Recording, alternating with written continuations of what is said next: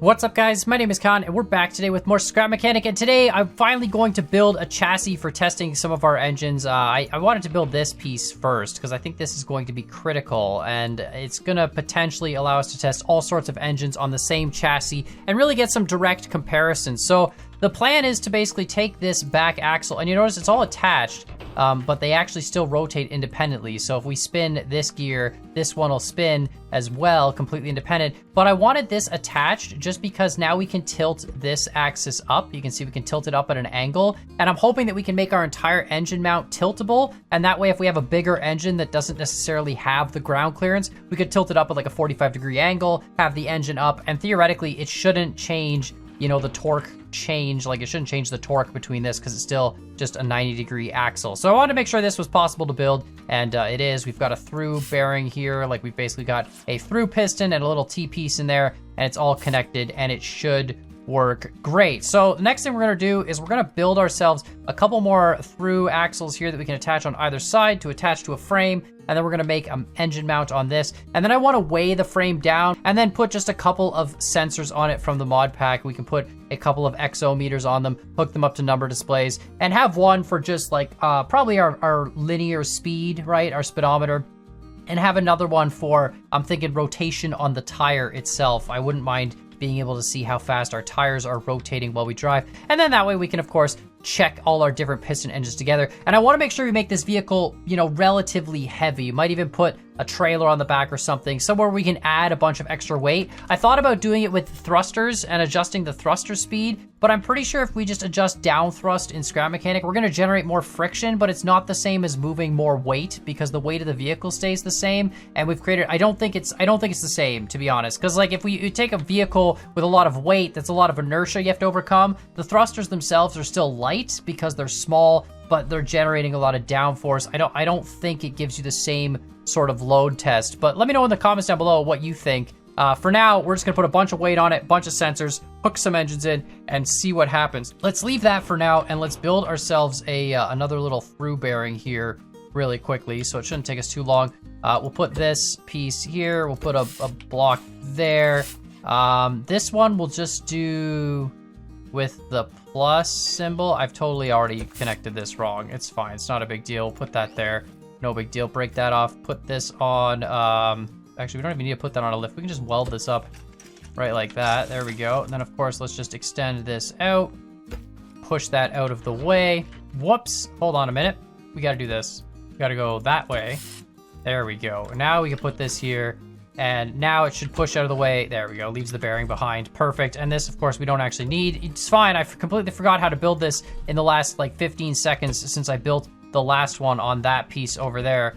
And then we just break this off, and there we go, attach this, and we're gonna save this. And now we've got ourselves a wonderful little through bearing. We'll build another one, and we'll of course just grab this and attach one of these to either side. We can attach our frame directly to these pieces here, just like this. In the video where we did the speed test on the challenge mode, I had a few people ask why I attached the frame to the outside of the wheels, and this is why right here. If we didn't use through bearings, which in the challenge I didn't want to use, then of course you have to actually attach the frame to the outside of the wheels and put the wheels inside, and then that way you don't have to have these extra through bearings here. But with this setup, we should be able to put wheels just outside. It's like literally pixel perfect to get this. It's kind of, come on. Oh, it was right. Oh, there it is. No. Hey, wait, there we go, perfect. But yeah, I didn't want to have to, you know, attach the wheels through a bearing like this, and now, see, now this should work perfect. Again, we're trying to just make a standard vehicle that we can test all sorts of engines in. I want to be able to test like the super huge, torquey, giant engines. There's no transmissions on this chassis. Obviously, this is just going to be a standard chassis for, you know, basic straight up engine testing. And there we go, look at that, that rotates underneath. The chassis rotates independently. Those through bearings, this should all be absolutely perfect. So now the next thing we got to do is mount this to another through bearing, which is mounted to an entire assembly that can pivot up on pistons. And this is going to be really, really cool. So let's actually spawn, I have another one here. Let's just spawn this one, and we'll weld it up. I'm hoping this will work. Like, I have an idea for how this will work, and I think it'll be really, really cool if it does. This and this are attached only to this bearing, but still allow this drive shaft to rotate through. So now we just need a piston to drive this whole thing. So we're just gonna go like this and put a rotating pipe piece like so, grab a couple bearings. This might lose some torque because we're gonna take some torque out of the system and potentially be putting it to, putting it to this extra set of pistons, just like that time Cosmo had pistons on his engine. I'm not really sure if that's the case or not, but like theoretically, if we do something like this, right, and then connect that to there, this whole piece should move independently, and we can do another one on this other side as well, same thing. But this whole piece should move independently, but bring the drive shaft with it. But the drive shaft pivots about this, so these gears should always stay connected, and that way we can make adjustments for, bigger engines. Obviously, with this setup, you don't have a lot of ground clearance. So if I wanted an engine with a bigger crank, that's sort of the issue, is what I'm thinking. And I really want to make, some sort of a chassis that can actually test more than just one kind of car, right? Like that would be the ultimate goal. But here we go. Let's go up like that. So, okay, so far so good. It's all stationary, everything's good. And then theoretically, if I take this controller, and we'll just slap it here for now, and I put it to these two pistons, and I set them to both be like, I don't know, 5, right? And there we go. And you can see these gears are still meshed, they're still intertwined, and they theoretically should still do their job. They're connected by this bearing set right here, but we're pivoting the whole assembly up, and now our engine could be pointed out that way, which, I mean, is ridiculous. We'd never need it that high. But, even if I set it down to, like, let's say a nice 1 or a 2, right? We put it to 1. Now we lower the whole assembly down, and look at that, our engine's still got an angle. And I don't think this is gonna affect the torque too much, because, like, we've got one on either side. It might torque a little bit, but I think the majority of the torque is still gonna wanna go into that axle. I kinda wanna do steering with a push bar on the front, because I think that would be cool.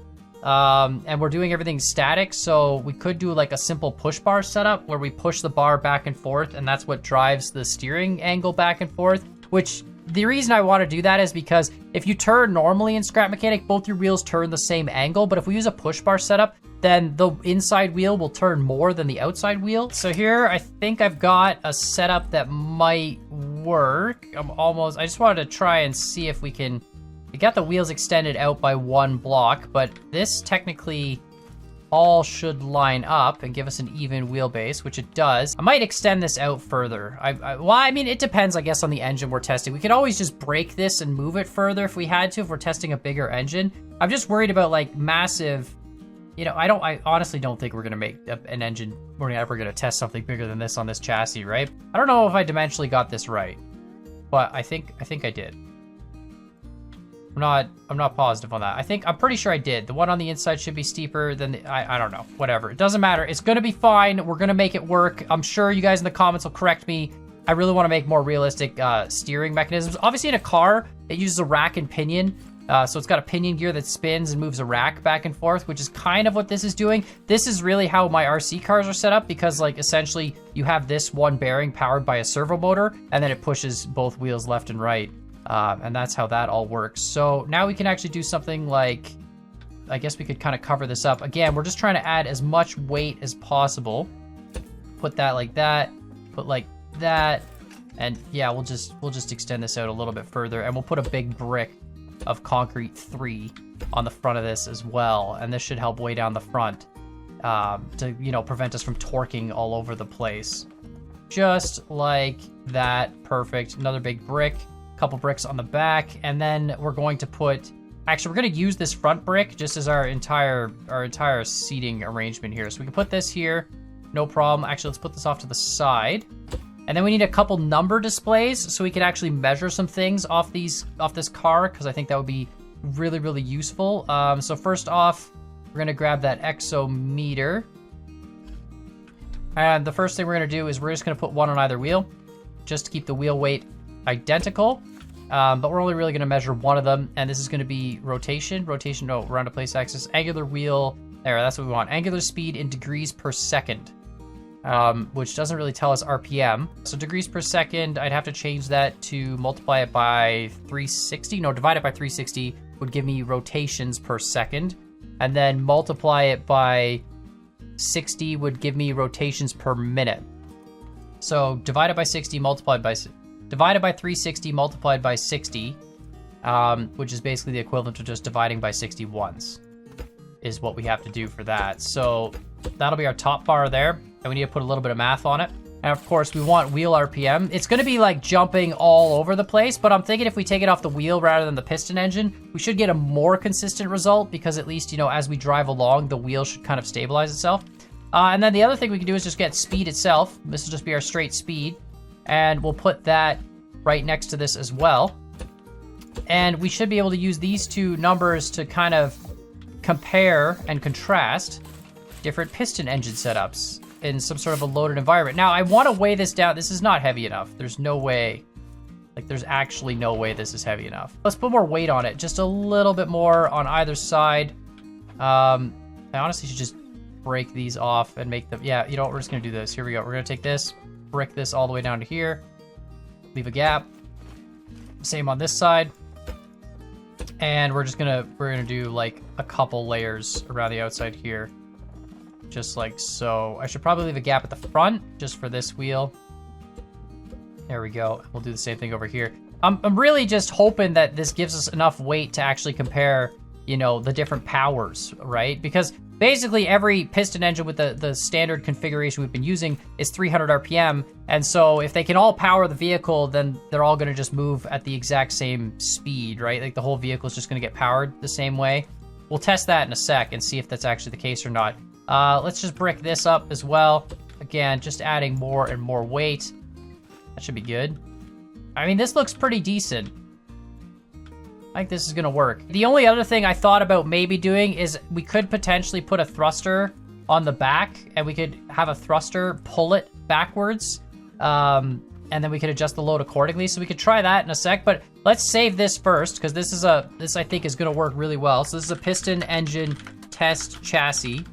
And let's put an engine in it. I mean, we might as well. So let's start with just the i4 because it's not great, but it does work. So to get this, I didn't really think about the mounting process for this. So we break this off here. This engine actually has a lot of various flaws, I'm now realizing, but we break that off there. We put this on that. Okay, that kind of interferes. I guess we can break these stands off. We don't really need them. Like that. Grab this, shove it in there, and now we have to mount the engine to this piece just like that. And that's the only thing we mounted to. Okay, interesting. And now, theoretically, oh, right, I need a controller for this. I should have saved this chassis with the controller. I'll do that after. But we should have a controller. I don't really know where to put it. We could just put it, I don't know, pretty much anywhere. Doesn't really matter. I mean, these don't need it currently. It only really matters if we're actually doing it. But yeah, we'd have a controller powering these, and now we can actually test. Oh, that's not what I wanted. We can actually test this. And theoretically, this should give us, look at that. That's so cool. But it's still meshed, so theoretically this should be fine. We're not gonna drive it like this though. Let's test this just flat up as it is and then see what happens. All right, here we go. I mean, I don't even know if this, oh my God, I don't even know if this is going to the, we might go full reverse. Let's see. And we go full reverse. Okay, well that's great. I want to go forward. Okay, well the timing on this engine is wrong. You know what? I should build, oh man, I should build the back axle with a gear on either side so you can pick what direction you want to go in. Like so. And weld that together. And now, in this case, we can break this, and break this gear off completely on the one side. And then we'll put the teeth on this side instead. We'll break this down. There we go. And teeth and teeth. And now we should be good to go. A little bit jank, but it is what it is. There we go. Full speed ahead. All right, nice. Nice. We are under load. Why am I getting a negative number for the RP? Oh, wait a minute. Hold on. Hold on. This one is spinning. This one's spinning backwards. I think the spinning is based on the distance to like the X. We could just divide it by a negative and cancel out that negative, but I think it's based on the orientation of this block here. But if I do this one, it should technically be the right direction, I think. If not, we'll just multiply it by a negative. Yeah, there we go. All right. So we're doing 49, 50 units of speed. I don't know what speed units are. 50. 50 units of speed at 20 RPM-ish on the, if my math is right, 20 RPM. It would be degrees per second, right? So degrees per second multiplied by 60 would give you degrees per minute, and then divided by 360 would give you rotations per minute, because it's one rotate. Yeah, no, that's right. So it's divided by 60. Multiplied by 60 divided by 360 would be divided by, oh wait, no, that's divided by 6. Oh. Well, hold on a minute. Yeah, no, that would have it extra. Yeah. Ah, haha. I was about to say, this engine puts out 300 RPM. And now it's jumping all over the place. It's really hard to read. You know what? We should almost measure RPM off the front wheels. Because the front wheels aren't subjective to, like, the slip. They're just going to be based on, you know what? That's what we're going to do. It's going to jump around way too much if we measure it off the back wheels. But if we put it off the front, I think this will actually give us a better result. We can put one on, like, literally one on every tire, because why not? And yeah, because these front wheels, they're only going to spin based on contact with the ground. Whereas the back wheels are going to spin, you know, they're going to slip as the friction of the wheel isn't sufficient. There we go. Divided by 6. All right. Yeah, that's so much smoother. Look at that. All right, so it's like 180 RPM, 170, 180, 190. It's gonna change a little bit as I steer, I guess, because, you know, we're technically spinning the tire unnaturally compared to the drive. This is pretty good though. I mean, 200 RPM. So we're losing about 100 RPM from an unloaded situation to a loaded situation. And we're doing 50 block units per second, whatever the heck that is. Let's put more weight on this. Just because I'm curious, if we really weigh this vehicle down, how much does that actually change anything, or does it? And if it doesn't, do we need to put a thruster on the back to pull it back? I really want to experience, like, what happens if you pull a heavy load with a piston engine. And, you know, obviously we need a heavy car. I think this is definitely a heavy enough frame to overcome the torque on anything we do, which is nice. But there we go. Yeah, see, now it's struggling just to get going. Yeah, well, this engine also doesn't have a good timing setup. That's interesting. Okay, do I need to give it a push? There we go. Come on, come on. There we go. Yeah, the startup is rough. All right, now we're only at 160 RPM, so there is an actual big difference in terms of the overall. That's good. I like that. I like that you can adjust the weight on the side, and that makes a huge difference in the output. Yeah, now we're only doing 160 RPM at 45 block units of speed or whatever it is. It does pick up. We do get up to 50. But it takes definitely a lot longer to get there. This is so cool. Yeah, see, now we got to start running engines on the dyno and then comparing them from the dyno to the chassis stats and then trying to make the links between horsepower and torque on the dyno versus RPM on the chassis and like RPM at the wheel and actual, you know, straight line speed and what those numbers are.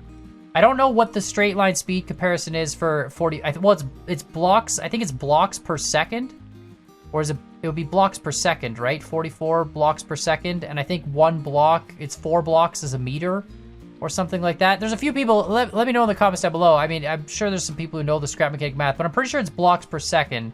So if that's the case, we could convert it. Does it tell me what the speed is?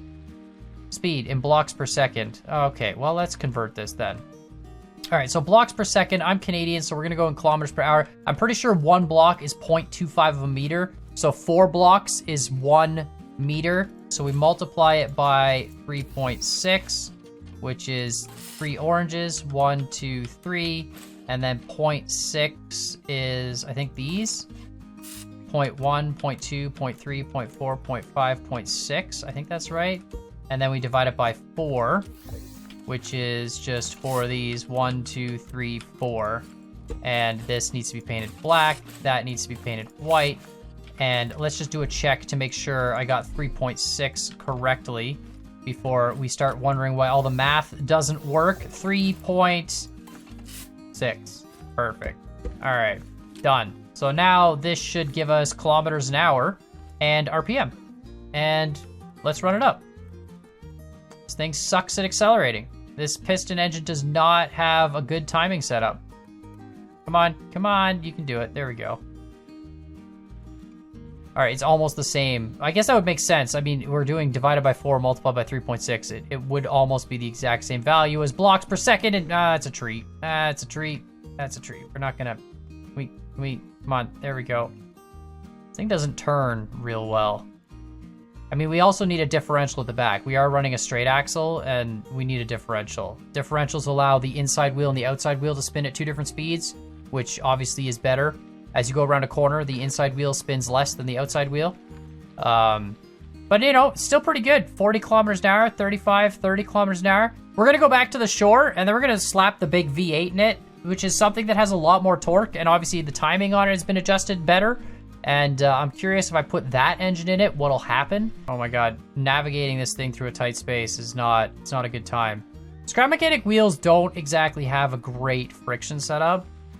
Friction on them is really weird. They like to slide a lot, which is good for you not to like grip and flip over, which I think is the reason why they did it, but it's really bad when you're trying to make mechanical systems because the wheels just like, you can see they don't want to turn in, they want to slide. And that helps, like, you know, so if we were to turn in too aggressively, we would just flip. But this works great. So sick. All right, here we go. Full speed. Hold W. Of course it's in reverse. Of course forward is the wrong direction on this stupid... All right, hold on a minute. Hold on a minute. We're back doing this again. Easy. Break this. There we go. That's perfect. That's why we need 2 gears on this. That's so much better. And then just... I need to really get good at making engines that have a consistent direction of travel. I'm sure there's a technique to it, again, all in the timing of things, but I gotta really get better at figuring out. There we go. All right, perfect. Forward. This thing, like, it cranks so fast. Look at that, 200, the difference in power is insane. We're at 48, 49, 50 kilometers an hour. We're still nowhere. We need some gearing to get up to 100. But we're doing 50 kilometers an hour at like 200 RPM, 210. That's so cool. 220. It's insane how you can feel like the difference in power between the other engine and this one. This one's actually got a fair amount of torque too. This is great. I love this chassis. This is so cool. Actually being able to test big engines in it. Just look at that. We're just moving along. It's so smooth. There definitely is. You can see like the pistons that hold up the whole engine are bouncing a little bit. So there's definitely a little bit of play happening there. But it's actually surprisingly not slipping on the gear, which is nice. And these gears seem to mesh a lot smoother than the curved pieces before. I got a few suggestions talking about that, about using straight pipes instead of curved pipes for a better gear system. But this thing's awesome. 230 RPM in a straight line on that front wheel. And we're just cruising along. We need to make a differential for sure to make the back of this better, but overall this is pretty good. But yeah, let me know what you guys think in the comments down below. This is sick. I'm gonna make more engines now. I can't wait to actually try out some new engines. I got a few suggestions for different engines, boxers and stuff like that, radials and all sorts of things. And you know, obviously we've been learning a lot of things. I want to try the challenge as well. There's like a hill climb challenge in that pack, so I really want to try that because I feel like we might have the skills to do a hill climb system. Although I think you need like probably a lot of front wheel drive to make a hill climb work. I honestly don't know. I haven't looked at what it actually is. But let me know what you guys think in the comments down below. This thing's great. This thing hauls. You know what? It probably can go underwater. We need to be able to just, yeah, we can probably just sink. Yeah, we definitely can. We got stuck on the smallest little thing though. But yeah, let me know what you guys think in the comments down below. Make sure, of course, you hit that like button, hit that subscribe button. And as always, I hope you guys enjoyed this video, and we'll see y'all next time. This is great.